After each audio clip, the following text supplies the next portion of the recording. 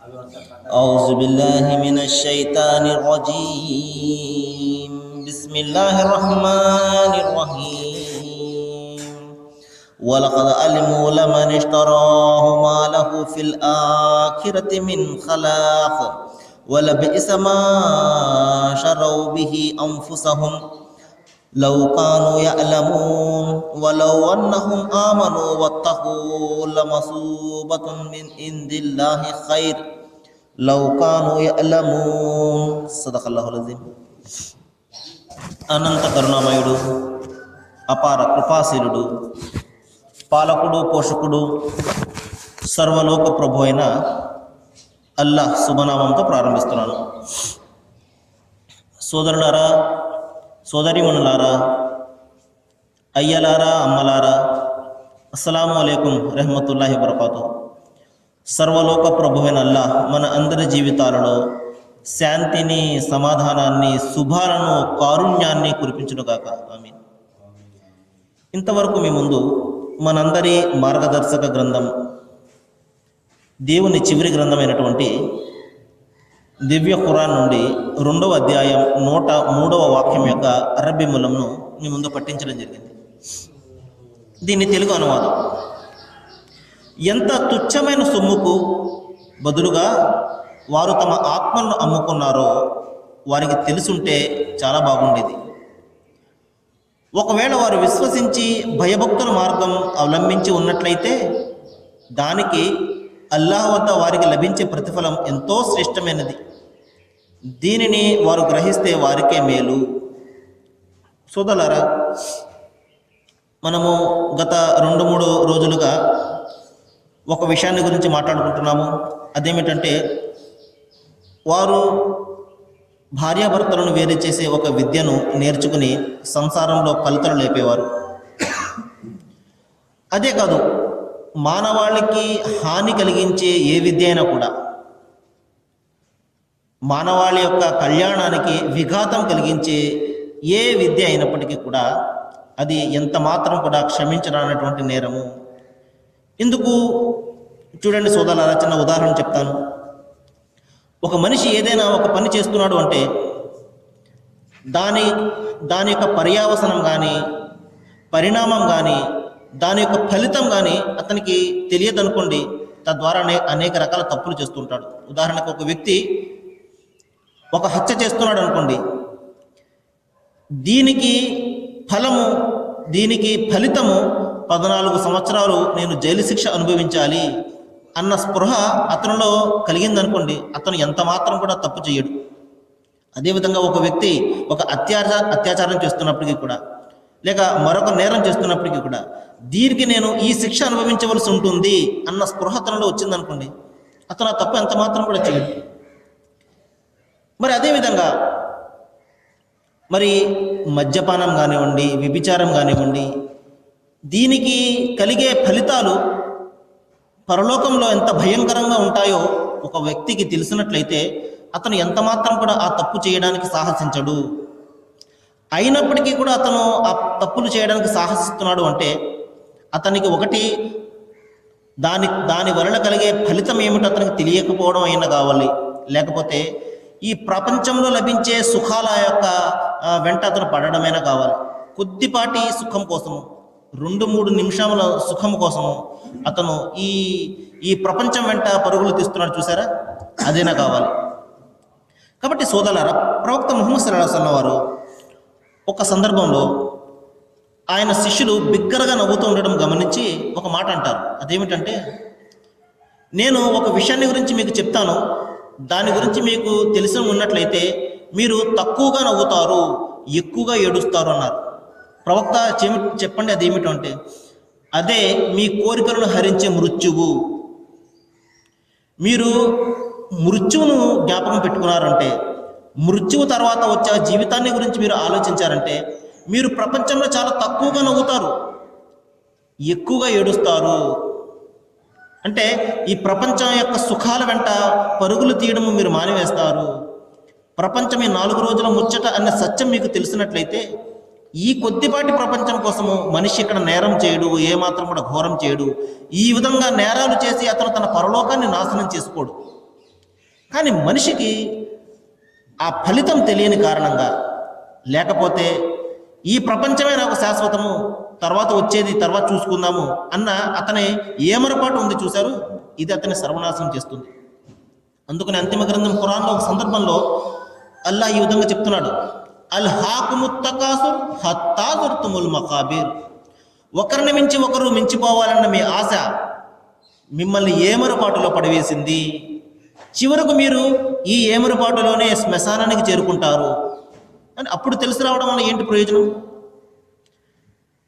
కాబట్టి సోదరులారా, ఒక వ్యక్తి ఒక వ్యాపారం చేస్తున్నాడు అనుకోండి, ఈ వ్యాపారంలో నాకు నష్టం వస్తుంది అతనికి తెలిసిందనుకోండి, ఆ వ్యాపారం ఎంత మాత్రం కూడా అతను చేయడు. అదేవిధంగా ఒక వ్యక్తి ఒక నేరం చేస్తున్నప్పుడు దీనికి ఫలితము ప్రపంచంలో కూడా నాకు భయంకరమైనటువంటి ఫలితం ఉన్నది, మరణం తర్వాత వచ్చే జీవితం కూడా ఇంకా శాశ్వతమైనటువంటి భయంకరమైన ఫలితం నేను ఎదుర్కొంటాను అన్న స్పృహతనంలో ఉందనుకోండి, అతను ఎంత మాత్రం కూడా నేరం చేయడు.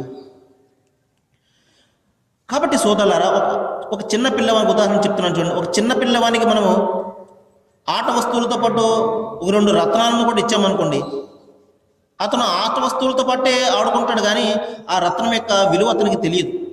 అదేవిధంగా మనిషి జీవితం యొక్క విలువ మనిషికి తెలియడం లేదు. ఈ రోజున మరణం తర్వాత అతను ఎదుర్కోబోయే భయంకరమైనటువంటి పరిణామాలు, ఆ పరిస్థితులు అతనికి తెలియడం లేదు. కాబట్టి ఈ రోజున చాలా ఏమరపాటలకు గురై ఉన్నాడు. అతను తన దైవం విషయంలో ఆలోచించండి. తన దైవానికి అనేక రకాలుగా సాటి కల్పిస్తుంటాడు, కానీ ఈ సాటి కల్పించడం అనే భయంకరమైనటువంటి నేరం ఉంది చూశారు, దానికి కలిగే పరిణామం ఏమిటంటే అతను ఏ విధంగా కూడా క్షమాపణ వేడుకున్నా కూడా క్షమాపణ అంగీకరింపబడదు. అంతిమ గ్రంథం ఖురాన్లో దైవం సెలవిస్తున్నాడు, ఇన్నల్లాహ లా యగఫిరు అయుష్రిక బిల్లాహ్. ఎవరైతే దైవానికి సాటి కల్పిస్తారో వారిని నేను ఎంత మాత్రం కూడా క్షమించను. దైవం దృష్టిలో ఘోరమైనటువంటి పాపం ఏదైనా ఉంది అంటే దైవానికి సాటిగా మనుషులను నిలబెట్టడము, దైవానికి సాటిగా ప్రవక్తలను నిలబెట్టడము, దైవానికి సాటిగా జీవజాలాన్ని నిలబెట్టడము. ఈ విధంగా దైవానికి సాటిగా ఎవరినైనా కల్పించినప్పుడు ఆ భయంకరమైనటువంటి పాపం ఎంత మాత్రం కూడా క్షమింపబడదు. దీనికి కలిగే పర్యవసానం ఏమిటి? అతను ఏమాత్రం కూడా బయటకు రాలేనటువంటి నరకం. మరి ఈ విషయం అతనికి ఖచ్చితంగా తెలిసిందనుకోండి, ఆ తప్పు అతను చేయగలడా? ఒకవేళ తెలిసినా కూడా చేస్తున్నాడు అంటే తన నష్టాన్ని తనే కొని తెచ్చుకుంటున్నాడు అనమాట. కాబట్టి సోదరులారా, అంతిమ గ్రంథం ఖురాన్లో దైవము మరణం తర్వాత ఎదుర్కోబోయే ఆ జీవితంలో ఆ శాశ్వతమైనటువంటి నరకం ఏ విధంగా ఉంటుంది, అదేవిధంగా ఇక్కడ సాఫల్యం పొందితే అంటే దైవానికి సాటి కల్పించినటువంటి స్థితిలో ఒకవేళ అతను తన ప్రాణాన్ని వదిలినట్లయితే అతనికి లభించే స్వర్గం ఏ విధంగా ఉంటుందో చాలా స్పష్టంగా చెప్పడం జరిగింది. ఎందుకు? తద్వారా ప్రజలందరూ కూడా రాబోయే ఆ పరిణామం నుండి తమను తాను రక్షించుకుంటారు అని. ఉదాహరణ చూడండి, ఒక వ్యక్తి పరీక్ష రాస్తున్నాడు, ఒక విద్యార్థి. అతను రేపు రాయబోయే పరీక్ష పేపరు అతనికి ఈ చేతుల్లో ఈరోజే ఉందనుకోండి, ఎంత సంతోషపడతాడు. అదేవిధంగా మన జీవితం, మన మరణం తర్వాత రాబోయే జీవితంలో మనం ఏం ఎదుర్కొంటున్నాము, ఏ పరిస్థితులు మనకు ఎదురవుతాయి అన్న విషయాలు మనకు ముందే తెలిసిందనుకోండి, నిజమైనటువంటి తెలివిగల మనిషి ఏం చేస్తాడు? ఆ రాబోయే జీవితానికి సంబంధించి ఏ విధంగా నేను నడుచుకోవాలి, ఆ సమాధానాలు ఏ విధంగా నేను చెప్పాలి అని ఆలోచిస్తాడు తప్పించి వచ్చిన తర్వాత చూసుకుందాంలే అని ఏమరపాటలు ఎంత మాత్రం కూడా పడిపోడు. కాబట్టి సాఫల్యాన్ని పొందే విశ్వాసి మరణం తర్వాత ఎదుర్కొనే ఆ జీవితంలో విజయాన్ని సాధించాలనుకునే విశ్వాసి ఏం చేస్తారంటే ఏమరపాటులో పడడు, ఎల్లప్పుడూ కూడా అప్రమత్తంగా ఉంటాడు, తన దైవానికి సాటి కల్పించడు. తన మరణము సాటి కల్పించిన స్థితిలో అతను ఉంటుంది తప్ప ఈ ప్రపంచంలో ఎవరిని పడితే వారిని తన దైవాలుగా తను భావించడు అనమాట. అయితే రెండు సోదరులారా, అంతిమ గ్రంథం ఖురాన్లో నరకం ఏ విధంగా ఉంటుందో, స్వర్గం ఏ విధంగా ఉంటుందో అనేక సందర్భాల్లో దైవం చెప్పాడు. నేను కొన్ని విషయాలు మీకు చెప్పడానికి ప్రయత్నం చేస్తాను. ఎందువలనంటే ప్రవక్త ముహమ్మద్ సల్లల్లాహు అలైహి వసల్లం వారు ఒక సందర్భంలో చెప్తున్నారు, నరకం కంటే భయంకరమైనటువంటి స్థలాన్ని నేను ఎంతవరకు కూడా చూడలేదు, కానీ దానిని తప్పించుకోవాలనుకున్న విశ్వాసి కూడా ఈ రోజున నిద్రపోతూ ఉన్నాడు. అదే కాకుండా స్వర్గం కంటే ఉన్నతమైనటువంటి ఆనందకరమైనటువంటి స్థలాన్ని నేను చూడలేదు. కానీ దాన్ని పొందాలని కోరుకునే విశ్వాసి కూడా ఈ రోజు నిద్రపోతున్నాడు. ఈ విధంగా నరకానికి పోయేవాడు నిద్రపోతున్నాడు, స్వర్గాన్ని పొందదలుచుకున్నవాడు కూడా నిద్రపోతున్నాడు. నిద్రపోవడం అంటే ఏమిటంటే ఏమరపాట్లో పడిపోయి ఉన్నాడు. విశ్వాసులే చెప్పుకోవడానికి మేము కూడా విశ్వాసులమేనండి, దైవాన్ని విశ్వసిస్తామండి, మేము కూడా విధేయులమేనండి అని చెప్పుకోవడానికి అయితే చాలామంది మనకు కనపడుతుంటారు. కానీ ఆచరణకు వచ్చేసరికి ఏ మాత్రం కూడా సాధ్యం కాదు. ఉదాహరణకు చూడండి, ముస్లిం సోదరులను తీసుకుందాం. మేము విశ్వాసులమండి అని చెప్పేసి ప్రకటిస్తుంటారు, కానీ నమాజుకు రావడం అనేది చాలా తక్కువ మంది వస్తుంటారు. ఇంకా మేము విశ్వాసులమండి అని ప్రకటిస్తుంటారు, పోయి ఆ దర్గాల దగ్గరికి వెళ్ళి తమ యొక్క తలను ఉంచుతూ ఉంటారు. ఈ విధంగా దైవానికి అయిష్టమైనటువంటి పనులు చేస్తూ ఉంటారు. ఒకవైపున మరొక వైపు మేము విశ్వాసులమండి అని చెప్పేసి గొప్పలు పోతుంటారు. కాబట్టి విశ్వాసి కూడా నిద్రపోతున్నాడు, అవిశ్వాసి కూడా నిద్రపోతున్నాడు. ఈ విధంగా నిద్రపోవడం వలన, ఏమరపాటులో పడిపోవడం వలన స్వర్గం ఏమైనా దక్కుతుందా మనకి? ఎంత మాత్రం కూడా కాదు. దక్కేది ఏమిటి? ఆ భయంకరమైనటువంటి నరకం. అది ఏ విధంగా ఉంటుంది? అంతిమ గ్రంథం ఖురాన్లో చెప్తున్నాడు సోదరులారా. ఎందువలనంటే ఉదాహరణకు చూడండి, ఒక బాలుడు అగ్గిని పట్టుకున్నాడు అనుకోండి, అది కాల్చివేస్తుంది అన్న సంగతి ఆ బాలుడికి తెలియదు, వెళ్ళి తెలియకుండా పట్టేసుకుంటాడు, చేయి కాల్చుకుంటాడు. అదే ఒక పెద్దవాడు అది ఎంత మాత్రం కూడా పట్టుకోడు, ఎందుకంటే అతనికి తెలుస్తుంది, నేను ఈ అగ్గిని పట్టుకుంటే, మంటను నేను ముట్టుకుంటే నాకు చెయ్యి కాలుతుందని చెప్పేసి. ఆ బిడ్డ ఎందుకు పట్టుకుంటాడో అతనికి తెలియదు కాబట్టి. అదేవిధంగా నరకం ఏ విధంగా ఉంటుందో మనకు తెలియదు కాబట్టి ఇంత భయంకరమైనటువంటి ఏమరపాటులో మనం పడిపోయి ఉన్నాము. ఎంతమంది ఎన్ని విధాలుగా చెప్తున్నప్పటికీ కూడా మన మనసుకు ఎక్కడం లేదు, మన హృదయాలు రాయి మాదిరిగా బండబారిపోయాయి. కానీ ఒక్కసారి చూడండి, మనం ఎదుర్కొనే పరిస్థితులు ఏ విధంగా ఉంటాయో, ఆ భయంకరమైనటువంటి నరకం ఏ విధంగా ఉంటుందో ఒక్కసారి మనకు తెలిసినట్టయితే నిస్సందేహంగా మనిషి కంపించిపోతాడు. తద్వారా రాబోయే పరిస్థితుల నుండి తనను తాను రక్షించుకోవడం కోసం ప్రయత్నం చేస్తాడు. అందువలనే దైవము అంతిమ గ్రంథం ఖురాన్లో నరకాన్ని గురించి హెచ్చరిస్తున్నాడు, అదేవిధంగా స్వర్గాన్ని గురించి కూడా శుభవార్తనిస్తున్నాడు. చూడండి, ఒక చిన్న పిల్లవాడికి మనము సముదాయిస్తుంటాము, బాబు అక్కడికి వెళ్ళకమ్మా, బూచోడు ఉంటాడు, వెళ్తే నేను పట్టుకుని తినేస్తాడు అని చెప్పేసి భయపెడతాం. అదేవిధంగా నువ్వు అక్కడికి వెళ్లకుండా ఉంటే నీకు చాక్లెట్లు ఇస్తాను, బిస్కెట్లు ఇస్తాను అని చెప్పేసి అతనికి మనము ఆ బిడ్డకి చెప్తుంటాము. ఒక విధంగా భయపెడుతూ ఉంటాము, అదేవిధంగా సంతోషాన్ని కూడా ఇస్తూ ఉంటాము. అదేవిధంగా దైవము నరకాన్ని గురించి హెచ్చరిస్తున్నాడు. మరి మీరు నేను చెప్పిన విధంగా నడుచుకున్నట్లయితే మీకు ఈ అందమైనటువంటి స్వర్గాన్ని కూడా ఇస్తానని చెప్పి మనసుకు ఉల్లాసం కలిగించే మాటలు కూడా చెప్తున్నాడు, భయపెడుతున్నాడు, శుభవార్తను కూడా ఇస్తున్నాడు. చూడండి సోదరులారా, నరకాన్ని గురించి దైవం చెప్తున్నాడు. మరి అక్కడ మీ శరీరం కాలిపోయినప్పుడల్లా మరొక చర్మాన్ని నేను సృష్టించి మిమ్మల్ని కాలుస్తానంటున్నాడు. చూడండి, ఇక్కడ ఏదైనా ఒక జబ్బు వచ్చింది అనుకోండి, హాస్పిటల్కి వెళ్తాం, మందులు వేసుకుంటాం, తగ్గిపోతుంది. కానీ అక్కడ ఆ పరిస్థితి ఉండదు సోదరులారా.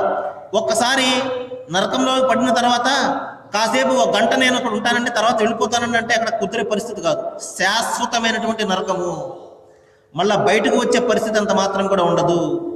ఇక్కడ మనం కష్టపడో, లేకపోతే ఎవరినైనా పట్టుకునో, లేకపోతే ఎవరి సిఫార్సు ద్వారానైనా మనము బయటపడే అవకాశం ఉంటుంది ఇక్కడ ఏదైనా మనకు సమస్య వస్తే. కానీ అక్కడ ఎవరి సిఫార్సు కూడా పనిచేయదు, ఎవరు ఏమాత్రం కూడా ఎవరికి సహాయం అనేది చేయరు. దగ్గర బంధువులు అంటే మన తల్లిదండ్రులు, మన భార్య బిడ్డలు మన నుండి దూరంగా వెళ్ళిపోతారు. అటువంటి భయంకరమైనటువంటి పరిస్థితుల్లో మనిషి తన శరీరం కాలిపోయినప్పుడల్లా కాలిపోయింది కదా అని చెప్పేసి దైవం అక్కడ ఊరుకోడు, మళ్ళా ఇంకొక శరీర చర్మాన్ని సృష్టిస్తాడు. ఎందుకు? శిక్షను బాగా అనుభవించాలని. మరి ఇంత భయంకరమైనటువంటి శిక్ష మనకు ఆ మరణం తర్వాత వస్తుంది అన్న స్పృహ మనలో ఉందనుకోండి, మనము తప్పులు చేయడానికి ఏదైనా సాహసం చేస్తామో మనం ఒకసారి ఆలోచించండి. ఇంకా దైవం చెప్తున్నాడు, అక్కడ మీరు దప్పికతోటి మీ నాలుక పిచ్చగట్టుకుపోతుంది, కానీ తాగడానికి నీళ్లు ఉండవు. అక్కడ మీకు దొరికేది సలసలా కాగే నీరు మాత్రమే. చూడండి, కొద్దిగా మనం నీళ్లు వేడైపోయినాయి అనుకోండి, దాంతో మనం స్నానం చేయలేము, చల్ల నీళ్లు దాన్ని కలుపుకుంటాం. కానీ అక్కడ అటువంటి పరిస్థితి ఉండదు. చాలా బాగా వేడిగా ఉన్నది, కొంచెం కూల్ వాటర్ వేసుకుని తాగుదాం అంటే అక్కడ పరిస్థితి ఉండదు. సలసల కాగే నీరే మీకు ఇవ్వబడుతుంది. అక్కడ దాన్ని తాగను లేడు, అలాగనే అతను వదిలిపెట్టను లేడు. నాలుక పిచ్చకట్టుకుపోతుంది దాహంతో, బలవంతంగా ఆ వేడి నీరు అతను తాగడానికి ప్రయత్నం చేస్తాడు. ఆ విధంగా తాగినప్పుడు ఆ వేడి నీరు అతని కడుపులోనికి పోయి శరీర చర్మాలు సైతము, లోపల ప్రేగులు సైతము ఆ కరిగిపోతాయి ఆ వేడికి. చూడండి ఎంత భయంకరమైనటువంటి పరిస్థితి.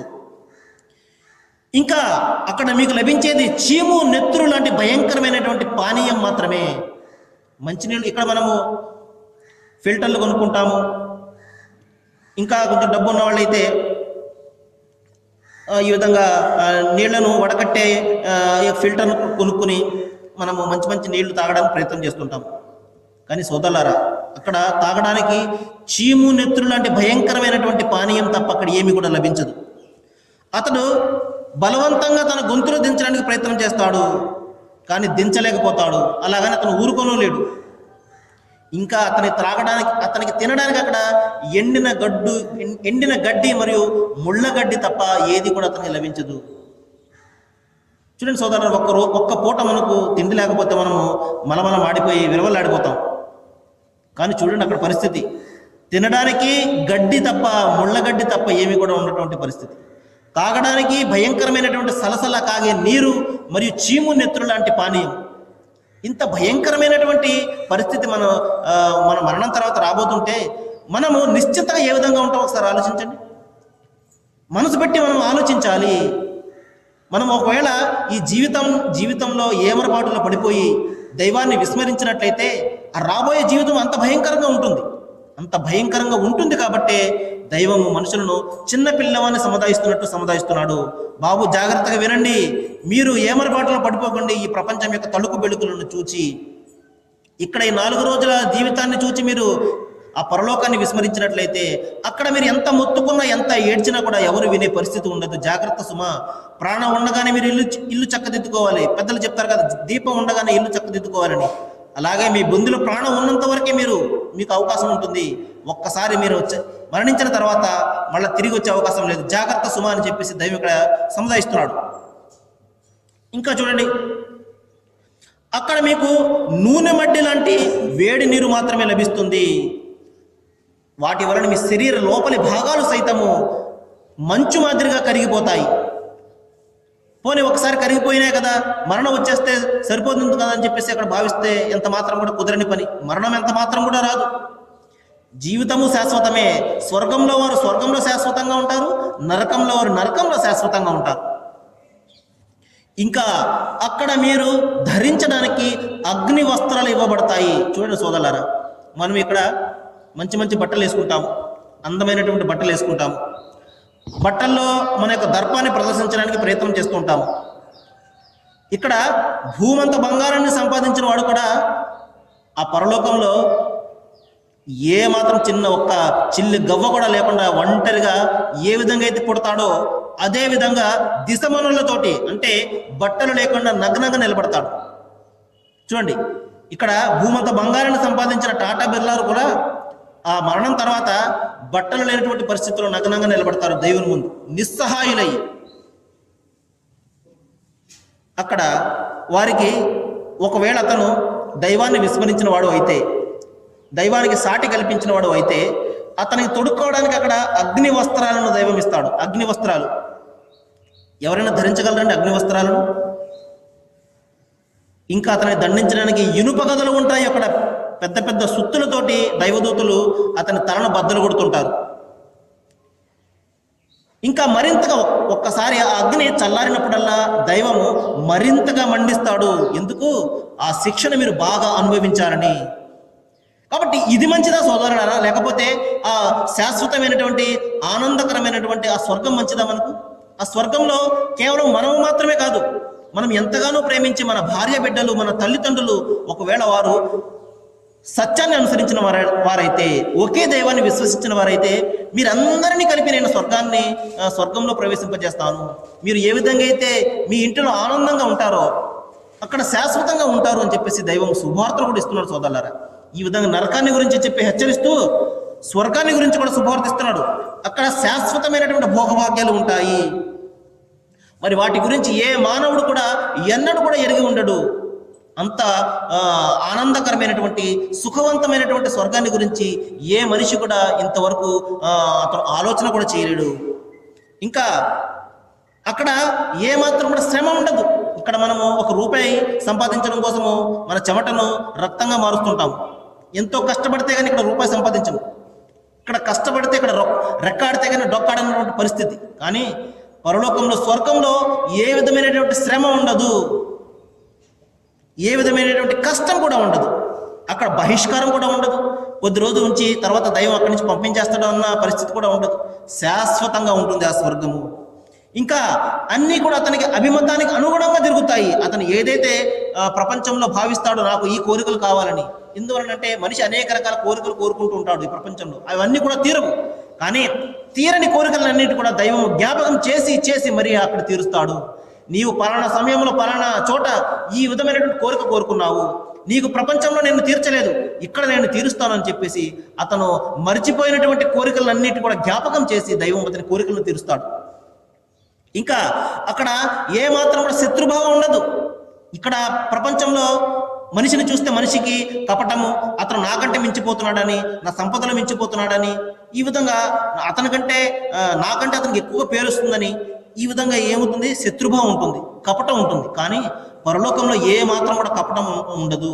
నిష్కల్మష మనస్సులై అందరూ సమానంగా ఉంటారు. మరి అక్కడ అన్ని కూడా మంచి మాటలే మాట్లాడతారు. ఏ విధమైనటువంటి చెడ్డ మాటలు మాట్లాడరు. చూడండి సోదరులారా, ఇంత అద్భుతమైనటువంటి స్వర్గాన్ని మనం పొందకపోతే, ఆ భయంకరమైనటువంటి నరకములో మనం పడిపోతే మనంత దురదృష్టవంతుడు ఎవడైనా ఉంటాడో ఒకసారి ఆలోచించండి. కాబట్టి సోదరులారా, మన జీవితాన్ని మనము తేలికగా తీసుకోకూడదు. సినిమా మాదిరిగా మనము సినిమా చూస్తుంటాము, సినిమా చూసిన తర్వాత దాన్ని మర్చిపోతాం. కానీ జీవితం అలాంటిది కాదు సోదరులారా. ఒక్కసారి మనం ఈ జీవితాన్ని కోల్పోతే మళ్ళీ తిరిగి ఇచ్చేవాడు ఎవడు కూడా ఉండడు. కాబట్టి 4 రోజుల జీవితం కోసము మనము ఈ ప్రాపంచిక సుఖాల వెంట పడకూడదు. దైవం యొక్క తత్వాన్ని మనం తెలుసుకోవాలి. దైవం యొక్క ఏకత్వాన్ని గురించి మనం ఆలోచించాలి. ఆయన ఒక్కడు అన్న సత్యాన్ని మనం అంగీకరించి దాన్ని బలపరిచి జీవితాంతం కూడా ఆ సత్యం మీద మనం నిలబడాలి. ఆయనకు సాటి సమానం ఎవరిని కూడా కల్పించకుండా మన జీవితాన్ని గడిపినట్లయితే, ఆయన మనకు పంపినటువంటి గ్రంథం ఉన్నది, అంతిమ గ్రంథం ఖురాన్ రూపంలో మనకు సజీవంగా దేవుని యొక్క మాటలు మన కళ్ళ ముందు ఉన్నాయి. మనము మన జీవితాన్ని ఆ గ్రంథానికి అనుగుణంగా మనము తీర్చిదిద్దుకున్నట్లయితే నిస్సందేహంగా దైవము మన ఈ జీవితంలో శాంతినిస్తాడు, పరలోకంలో కూడా మనకు ఆ శాశ్వతమైనటువంటి స్వర్గాలలో మనం ప్రవేశింపజేస్తాడు. మరి సోదరులారా, ఈ రోజున ఇంటర్మీడియట్ పరీక్షలు ప్రారంభమవుతున్నాయి. మరి నేను దైవాన్ని ప్రార్థిస్తున్నాను, మన విద్యార్థులు మన బిడ్డలందరికీ కూడా దైవము పరీక్షలన్నిటి కూడా బాగా రాయాలని, ఆ శక్తిని ఆ జ్ఞానాన్ని దైవము మన బిడ్డలందరికీ కూడా ప్రసాదించాలని నేను ప్రార్థిస్తున్నాను. అంతేకాకుండా మరి నేను ఏ విషయాలైతే ఇక్కడ స్వర్గాన్ని గురించి నరకాన్ని గురించి నేను ఇక్కడ చెప్పానో వీటి మీద మనం బాగా ఆలోచన చేయాలని, మనం ఎన్నడూ కూడా కలలో కూడా ఆ నరకంలో పోవాలి అన్న మనకు ఆలోచన ఎంత మాత్రం కూడా రాకూడదని, మనము అందరం కూడా కలిసి స్వర్గాన్ని పొందాలని, స్వర్గాన్ని పొందే విధంగా మన విశ్వాసాన్ని మన ఆచరణను మనము దానికి అనుగుణంగా మనము మలుచుకోవాలని, ఏమరపాటు నుండి మనము బయటపడాలని నేను దైవాన్ని ప్రార్థిస్తున్నాను. వాఖిరు దావానా అనిల్ హమ్దులిల్లాహి రబ్బిల్ ఆలమీన్. అస్సలాము అలైకుం.